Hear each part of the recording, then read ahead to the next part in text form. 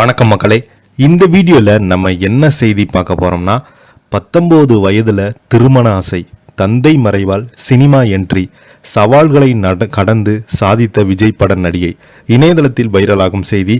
யார் அந்த நடிகை, அவங்களுக்கு என்னாச்சு, அவருடைய தந்தை எப்படி மறைந்தார்னு இந்த வீடியோவில் விரிவாக பார்க்கலாம். அதுக்கு முன்னாடி முதன்முறையாக நம்ம சேனலில் ஃபஸ்ட் டைம் பார்க்குறீங்கன்னா சப்ஸ்கிரைப் பண்ணாதவங்கெல்லாம் சப்ஸ்கிரைப் பண்ணிக்கோங்க. பெல் பட்டன் சிம்பல் அமைக்கி நம்ம சேனலோட நோட்டிஃபிகேஷனை எனபிள் பண்ணிக்கோங்க. நாங்கள் போடுற வீடியோ எல்லாமே உங்களுக்கு உடனுக்குடனே வந்து சேரும். வாங்க என்ன தகவல் என்ன செய்தின்னு இந்த வீடியோவில் விரிவாக பார்த்து தெரிஞ்சுக்கலாம்.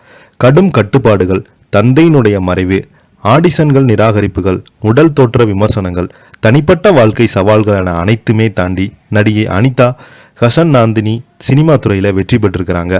சினிமா நட்சத்திரங்கள் வாழ்க்கையில் சமூக வலைதளங்களில் நாம் பார்க்கும் படங்களைப் போல பளபளப்பாக இருந்தாலும் அந்த படங்கள் பின்னால் ஒளிந்திருக்கும் நிஜமான கதை முற்றிலும் வேறுபட்டது. நடிகை அனிதா ஹாசன் நந்தினியின் வாழ்க்கை அப்படிப்பட்ட ஒன்றுதான். ஒரு பழமையவாத சிந்தி நடுத்தர வர்க்க குடும்பத்தில் நடாஷா காந்தினி என்ற பெயரில் பிறந்த அனிதா மிகவும் எளிமையான வாழ்க்கையில் வாழ்ந்து வந்தாங்க. தந்தையின் கடுமையாக கண்டிப்புடன் வளர்க்கப்பட்ட அவங்க ஜன்னலுக்கு அருகில் நிரப்பதற்கு கூட சுதந்திரம் இல்லாத ஒருவராக இருந்திருக்கிறாங்க.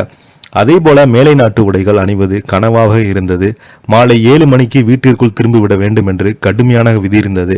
குடிப்பழக்கம் கொண்ட அவரது தந்தை தனக்கு ஒரு மகன் வேண்டும் என்று எப்போதுமே சொல்லி கொண்டிருந்திருக்காங்க. அனிதாவுக்கும் அவர் தந்தைக்கும் இடையே நல்ல உறவு இல்லை.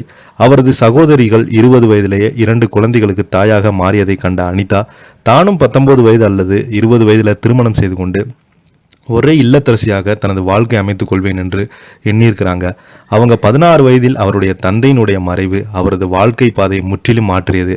குடும்பத்தை காப்பாற்ற நடிகர் மனோஜ்குமாரின் அலுவலகத்தில் வரவேற்பதாக வேலைக்கு சேர்ந்த அனிதாவுக்கு திரையுறைகளுக்கு ஒரு புதிய கதவை திறந்து ஒரு நாள் மனோஜ்குமாரின் மகன் அனிதாவை பார்த்து ஒரு போட்டோ ஷூட் செய்யுமாறு கேட்டிருக்காங்க.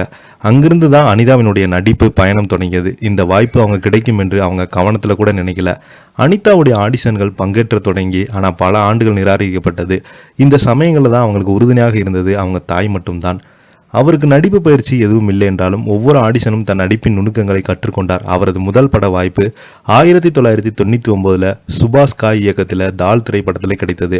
அதில் அவங்க ஐஸ்வர்யா ராயின் தோழியாக ஒரு சிறிய வேடம் நடைபெற்றது. இதில் பேசிய அனிதா, அது எப்படி வரும் என்று எனக்கு தெரியல, ஆனால் சுபாஷ் கைஜி என்னிடம் கவலைப்பட வேண்டாம், நான் உதவி செய்கிறேன் என்று கூறினார். படப்பிடித்தளத்தில் அவர் சொன்ன அறிவுறுத்தின்படி அப்படித்தான் எனது பயணம் தொடங்கியது. ஒரு பேட்டியில் கூறியும்போது தாள் படத்திற்கு பிறகு அனிதாவுக்கு கபூரின் தயாரிப்பில் கபிசவுதீன் என்ற தொலைக்காட்சி தொடரில் முதல் வாய்ப்பு கிடைக்கிறது. அந்த ஆடிஷன் பிறகு இந்திய தொலைக்காட்சியில் ஒரு பிரபலமான நடிகையாக உருவெடுத்தாங்களாம்.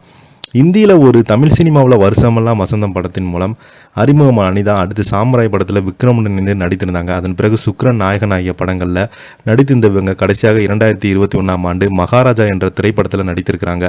இதை பற்றி நீங்கள் என்ன கீழே உள்ள கமெண்ட் பாக்ஸில் மறக்காமல் பதிவு விடுங்க. இந்த வீடியோ பிடிச்சிருந்தால் லைக் பண்ணுங்கள், ஷேர் பண்ணுங்கள், கமெண்ட் பண்ணுங்கள். நன்றி.